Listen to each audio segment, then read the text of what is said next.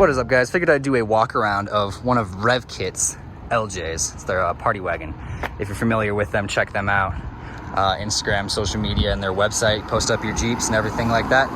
If your Jeep ever had a dating website, it's that. If you want an Instagram of just Jeeps, it's that. So go check them out. But for this guy is just a generic LJ. We'll start at the front. It has a Genrite aluminum front bumper, worn winch, Baja design lights, high clearance, basic, does what it needs to do.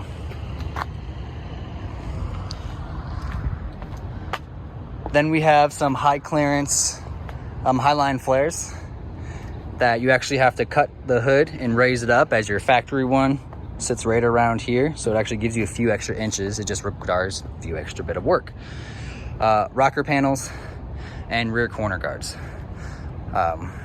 which replace basically everything. The only actual part of Jeep that you're seeing left over is the quarter panel here, and then the hood, and then aluminum doors. Half doors, super nice. Don't rattle terribly. That's pretty aggressive. You don't really hear them on the road at all. But all the goodies that you're interested in. It has kind of a custom rock crawler mix kit. So what it is it's going to be their long arm kit, which is a weld on, but what it does is it creates a new skid plate system all the way across for what's important.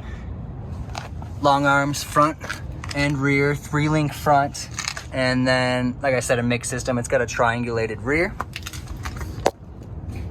has the truss and everything, coilovers Frenched into the frame. And what that means is they don't sit on the outside of the frame with the bracket. The frame's actually cut, welded to it, front and back, and kind of reinforces everything. So it gives you more clearance inside the frame. If you put it on the outside, you'd have less clearance here between the actual coilover and the tire, and it runs into issues. King bump stops. Same concept for the front, has their coilover towers, King bump stops. The axles are 9-inch high clearance fabricated axles with a kingpin outer. So you got your kingpin, which means there's no ball joint. It actually uses basically a little cone that comes up, bearings all around it. Same concept for the lower. Super strong, super durable. It's why people try to find them in the old Dana 60s and such. It's because they're awesome. Then we have Fusion's 1.75-inch solid aluminum steering. PSE, again, hydro assist.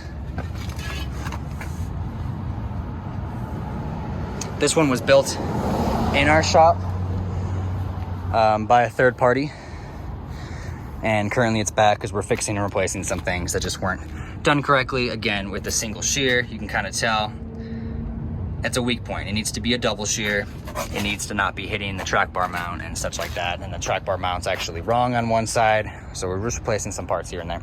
But super well built Jeep, quality parts, 42-inch stickies on some 20-inch race lines, bead locks.